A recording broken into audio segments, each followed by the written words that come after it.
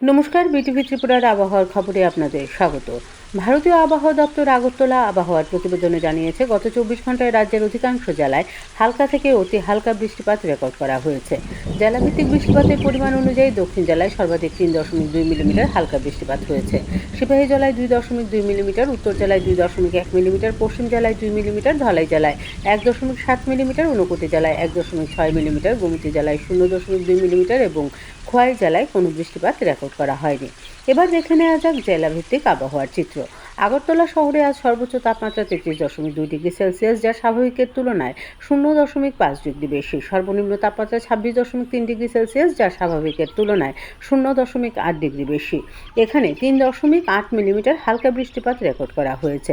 সর্বোচ্চ আপেক্ষিক আর্দ্রতা 97% এবং সর্বনিম্ন 69%।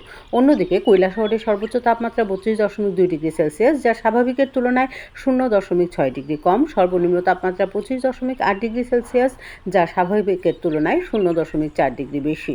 সেখানে 2.2 মিলিমিটার অতি হালকা বৃষ্টিপাত রেকর্ড করা হয়েছে। সর্বোচ্চ আপেক্ষিক আর্দ্রতা 100% এবং সর্বনিম্ন 70%।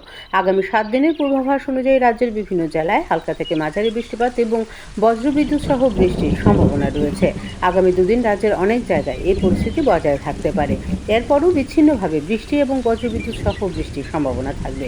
এদিকে আজ এবং আগামীকাল অর্থাৎ প্রথম 2 দিনের জন্য হলুদ সতর্কতা জারি করেছে আবহাওয়া দপ্তর। এই সময়ে গোমতী, দক্ষিণ এবং সিপাহীজলা জেলার 1 বা 2 জায়গায় 7 থেকে 11 সেন্টিমিটার পর্যন্ত ভারী বৃষ্টিপাতের সম্ভাবনা রয়েছে। তবে তৃতীয় দিন থেকে পঞ্চম দিন পর্যন্ত কোনো বিশেষ আবহাওয়ার সতর্কতা জারি করা হয়নি।